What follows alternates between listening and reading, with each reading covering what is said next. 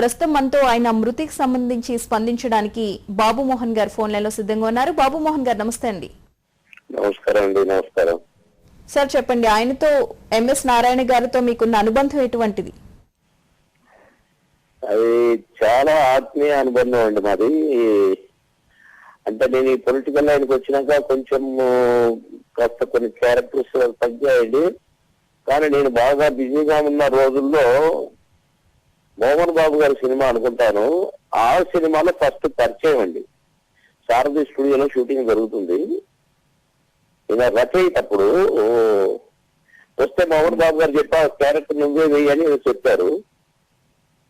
ఆ రోజు మా కాంబినేషనే, బ్రహ్మానందం గారు, నేను, ఎంఎస్ నారాయణ. ఆయన చాలా ఇంప్రెస్ అయ్యారు.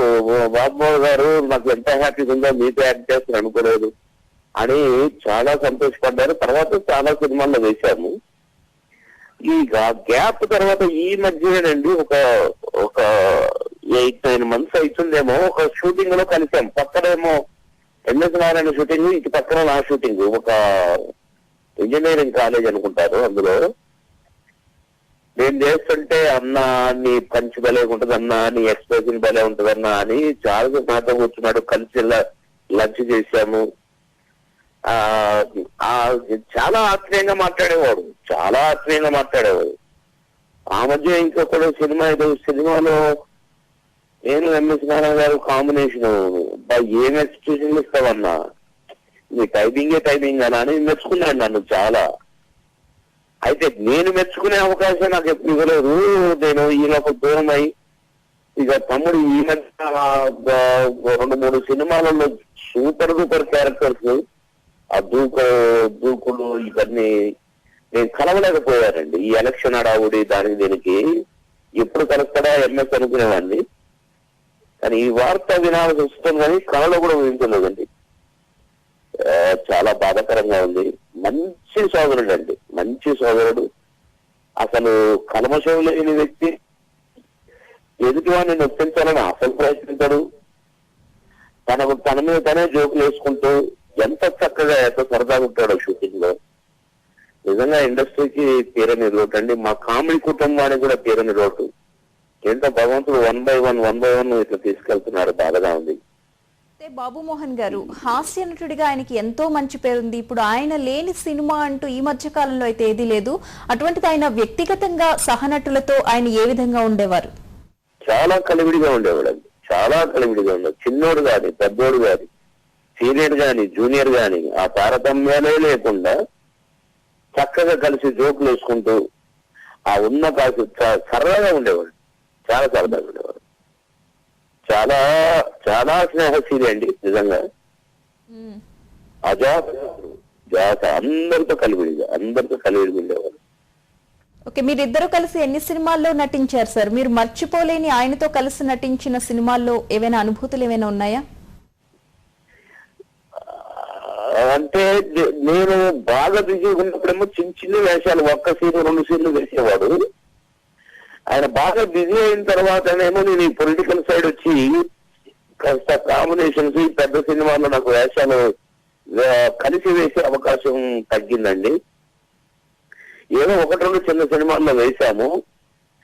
మనం లేగానే అన్నయ్య అనుకోని దగ్గరికి వచ్చేవాడు. అసలు మా ఎన్ని సంవత్సరాల నుంచో, ఎన్ని జన్మలో బంధమో అన్నట్టుగా ఉండేవాళ్ళం అండి. అది ఏంటో అంటే ఆ మనసులో కలిసిన, లేదా కల్మషం లేని మనసులు కలిసిన ఆ అనుబంధం వేరుగా ఉంటుందండి. అలాంటి వ్యక్తి ఎంఎస్ నారాయణ. ఓకే, బాబు మోహన్ గారు, మీరు ఆయన నటించిన సినిమాలు ఎన్నో సినిమాలు చూసుంటారు కదా. మీకు ఎంఎస్ నారాయణ అనగానే మీకు ముందుగా ఏ రూపం మీకు గుర్తొస్తుంది ఆయనది? అంటే మాకు కొంచెము అంటే మేమంతా పరదేశీ షూటింగ్ అమెరికా వెళ్ళామండి. మొత్తం కమెడియన్స్, బ్రహ్మానందం, నేను, భరణి, మేము ముఖ్య కమెడియన్స్ అందరం కూడా 10-15 మంది మేము అమెరికా వెళ్ళామని. అప్పుడు ఈవి సత్యనారాయణ గారు సినిమా తీస్తున్నారు, మా నాన్నకు పెళ్లి. దాంట్లో ప్రధాన అంటే మేము ఉండింటే అది ఎంఎస్ నారాయణ వేసేవాడు కాదు. మేము లేవు గనక, సినిమా ఆగకూడదు గనక ఈవీవీ గారికి ఒకటి ఉంటుందండి, ఏదైనా అనుకుంటే ఎవడు లేకున్నా ఎందుకు పనికిరాని పెట్టైనా సినిమా తీస్తాడు, ఇవ్వాల్సిందే అని. అట్లా ఎంఎస్ నారాయణ రైటర్ కనుక దానికి రచనకు ఉపయోగించుకుంటూ ఈ క్యారెక్టర్ అని చేశారు, అది హిట్ అయిందండి. మేము వచ్చినాక చూసి అబ్బా ఏం క్యారెక్టర్ వేసాడని అనుకున్నాము.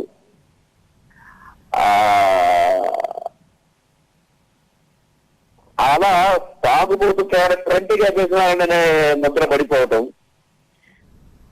తాగాడనిపించుకునేటట్టుగా ప్రజల హృదయాల్లో నిలిచిపోయాడండి. నిజంగా మేము తాగితేనే నటిస్తారని కాదు, తాగకుండా తాగి నటి ఎంఎస్ నారాయణ గారిలో రేటు. ఆ క్యారెక్టర్ అలాంటి క్యారెక్టర్లకు మాత్రం జీవం పెట్టేవాడు. రైట్ అండి, థ్యాంక్ యూ బాబు మోహన్ గారు.